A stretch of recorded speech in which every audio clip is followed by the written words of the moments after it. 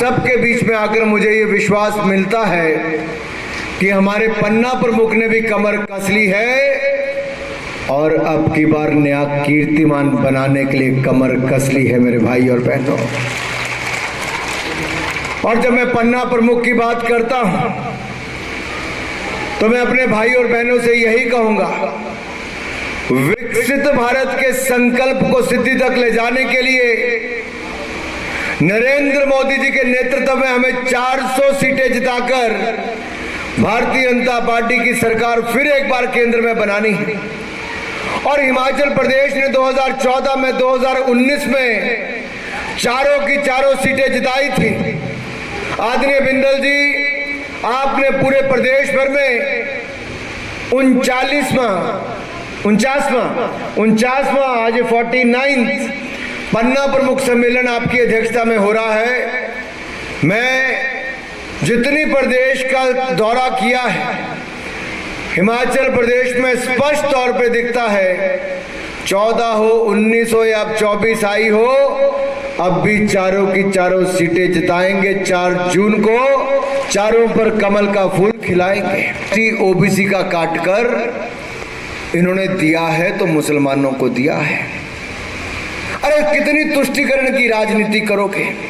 मोदी जी ने कहा है जब तक मैं हूं धर्म के नाम पर कोई भी आरक्षण नहीं मिलेगा। ये भारतीय जनता पार्टी ने स्पष्ट कर दिया है। और जब हमारी सरकार वापस बनेगी तो अनुसूचित जाति, जनजाति और पिछड़ा वर्ग का हक उनको वापस दिलाने का काम भारतीय जनता पार्टी करेगी, विश्वास आपको दिलाता हूं। साथ लगती रायबरेली पे पहुंच गया। और कांग्रेस के अंदर महिलाओं की हालत देखिए क्या होगी। जब प्रियंका गांधी जी को ही टिकट नहीं मिल पा रही तो बाकी बहनों की स्थिति वहां पर क्या होगी। अमेठी रायबरेली में कम से कम इतना था, पहले सोनिया जी लड़ती थी तो एक महिला को टिकट मिलती थी। इस बार महिलाओं का पत्ता वहां से भी काट दिया गया।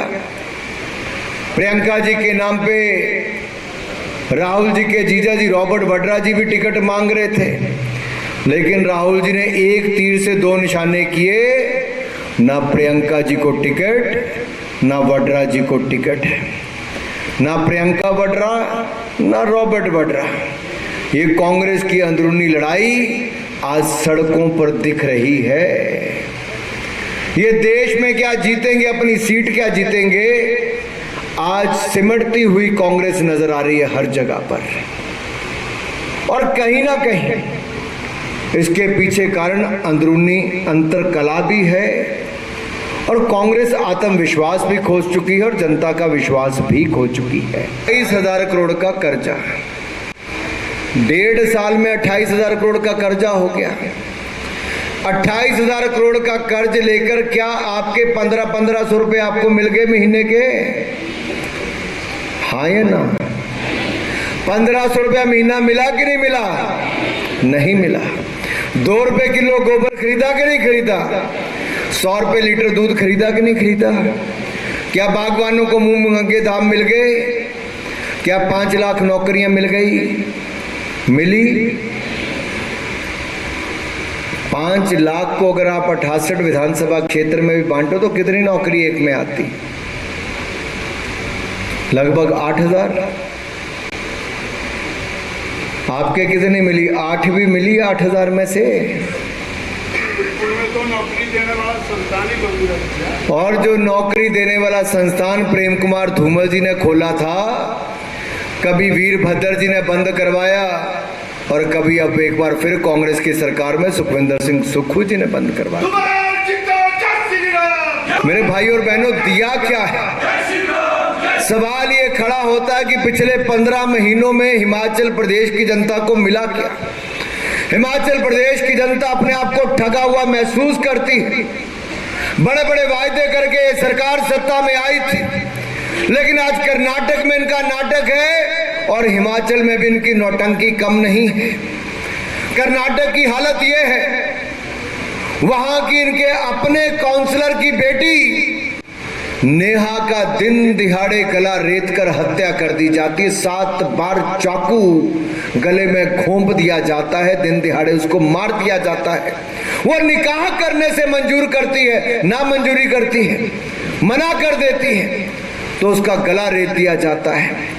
कांग्रेस का काउंसलर गली गली घूमता है, न्याय मांगता है, लेकिन तुष्टीकरण की राजनीति करने के लिए, वोट बैंक की राजनीति करने के लिए वो अपने कांग्रेस के काउंसलर की बेटी को भी न्याय नहीं दिला पाते, तो वो न्याय की गुहार करता है तो मोदी सरकार से सीबीआई जांच मांगता है।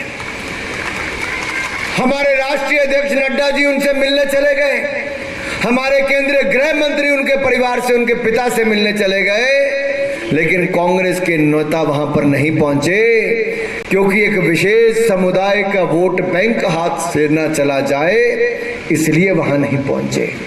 दूसरा उदाहरण, जैसे राज्यसभा का चुनाव यहां पर हुआ, वैसे ही राज्यसभा का चुनाव कर्नाटक में भी हुआ। वहां कांग्रेस जीती तो पाकिस्तान जिंदाबाद के नारे लगे। क्या नाम नारे लगे? पाकिस्तान जिंदाबाद के। असेंबली के परिसर में लगे। कोई कार्रवाई वहां पर कांग्रेस ने नहीं की। बम धमाका उसके कुछ दिनों के बाद बेंगलुरु में हुआ, आतंकवादियों को नहीं पकड़ा, वो भी ममता जी की सरकार में जाकर वेस्ट बंगाल में उनको शरण वहां पे मिल गई। कर्नाटक की पुलिस उनको भी नहीं पकड़ पाई, एनआईए ने जाकर वहां से गिरफ्तार किया। एक नहीं अनेक उदाहरण देखने को मिलते हैं।